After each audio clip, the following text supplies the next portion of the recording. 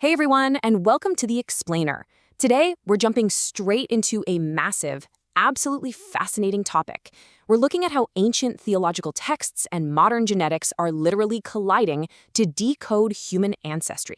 We're talking thousands of years of history, geography, and cutting-edge DNA science, all coming together to show us exactly how humanity has tried to trace its roots. It all revolves around one seriously high-stakes question. Who are the true descendants of the Bible? I mean, claims about biblical lineages are just as hotly debated right now as they were centuries ago. You've got groups all over the world pointing to historical records, linguistic clues, and sacred texts to say, hey, we are the true descendants of ancient Israelites, while simultaneously challenging the origins of others. And now, well, genetics has entered the chat, and it is completely shaking up everything we thought we knew. All right, here is our roadmap for today. We're going to cover 1. Mapping biblical lineages. 2. The Khazar identity debate. 3. Genetics of the Levant. 4. African biblical presence. 5. The Lemba genetic case study. And finally, 6. Neanderthals and European ancestry. Let's get right into it. Section 1. Mapping ancient biblical lineages. Esau, Edom, and Europe. For centuries, scholars have mapped biblical figures to modern geographies, and it's wild how things shift. Just look at the evolution of Edom here. Back in the biblical era, Edom was a literal physical polity right near the Dead Sea. But as the centuries rolled on, the geographic identity of Edom started shifting in religious texts. By the 1st century CE, early Christian writers and rabbinic midrash started associating Esau and Edom allegorically with Rome. Fast forward to the Middle Ages, and Edom basically became a symbolic representation for the Roman Empire, and by extension, Europe itself. So a Middle Eastern polity was linguistically and theologically transformed into a European identity. And this symbolic mapping? It's led to some major controversial claims in modern times. Take a look at this quote from the 1925 Jewish Encyclopedia. Edom is in modern Jewry. Some sources use historical passages just like this to claim that modern European Jews are actually Edomites rather than Israelites. It's a really prime example of how ancient geographic metaphors can be reinterpreted centuries later to question modern identities. Section 2, the Khazar identity debate. Japhethites or Shemites? So, that brings us to a highly charged debate about the origins of Ashkenazi, or European Jews.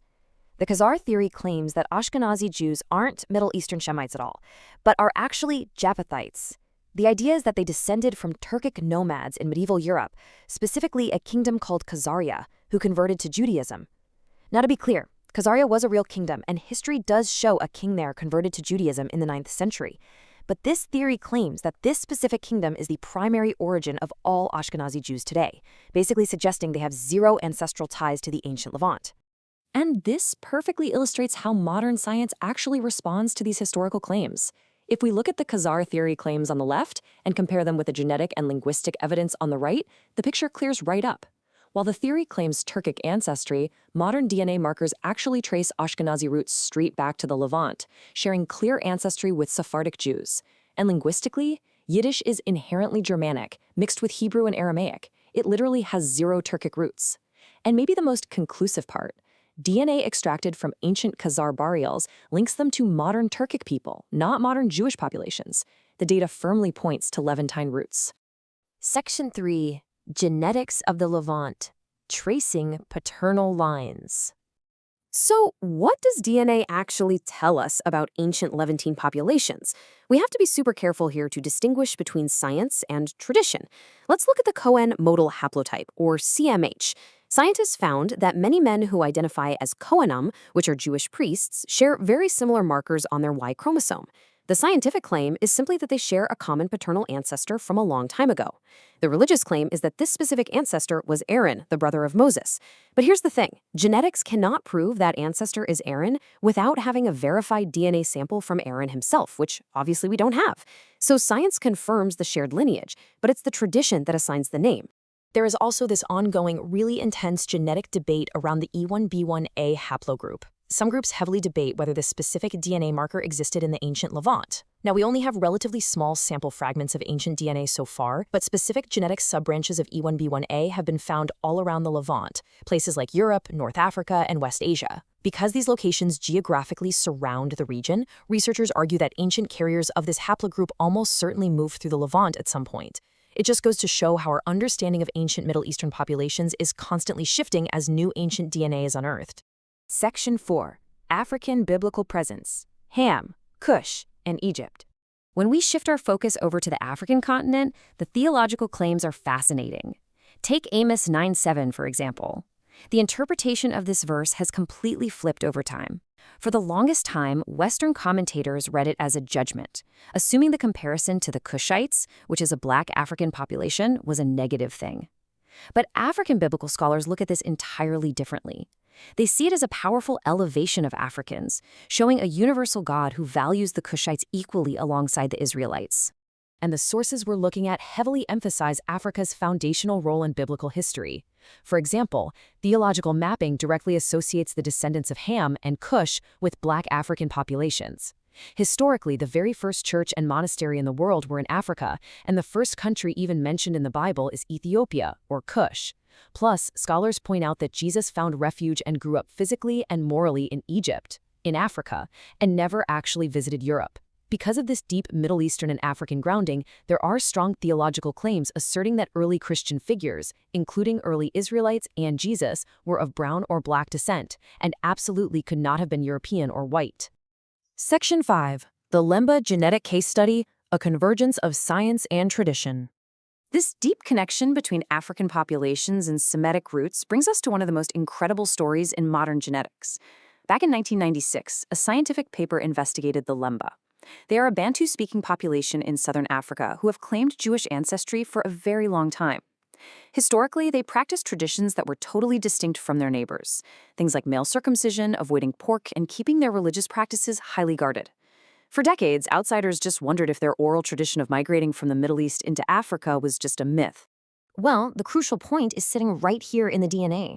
When scientists actually tested the Lemba Y chromosomes, they found that 50% or more were of Semitic origin, while about 40% were of Negroid or Bantu origin. The genetics perfectly, beautifully corroborated the Lemba's oral traditions. It's this stunning convergence of hard science and ancient memory, proving that a population deep in southern Africa genuinely carries ancient Semitic DNA, seamlessly mixed with African lineages. Section 6. Neanderthals and European Ancestry. Deep History and Evolved Lineages. Finally, we are going to look incredibly deep into the evolutionary history of Europeans and non-Africans. We're talking genetics that predate the Bible by tens of thousands of years. 20%. That is a truly shocking statistic brought forward by Harvard geneticist David Reich. He argues that if you look far back enough, up to 20% of the ancient ancestors of modern non-Africans were actually Neanderthals. Let's break down exactly how that works. Roughly 55,000 years ago, early Homo sapiens who were migrating out of Africa met and interbred with Neanderthals in the Middle East. Because of this, sub-Saharan African genomes generally contain 0% Neanderthal DNA. Now, modern Europeans and non-Africans today only carry about 2% Neanderthal DNA in their individual genomes. But collectively, across the entire non-African population, we have retained about 20% of the entire Neanderthal genome. Isn't that wild? And this data is literally rewriting biological classifications. For over a century, Neanderthals were viewed as this completely separate, brutish species. Our extinct cousins. But as this quote from the source material hits on, because they successfully interbred with Homo sapiens and passed down their genes, Neanderthals are not our cousins, they are our ancestors, and therefore they are the same species as us. DNA proves that European and non-African populations today are fundamentally blended lineages. And that really leaves us with a profound thought. From the Khazar debates to a Lemba tribe, from the African roots of Christianity to Neanderthal DNA in Europe, science is giving us entirely new lenses through which we can view ancient texts. So if DNA continues to reshape our understanding of history, how is it going to inevitably reshape our modern identities?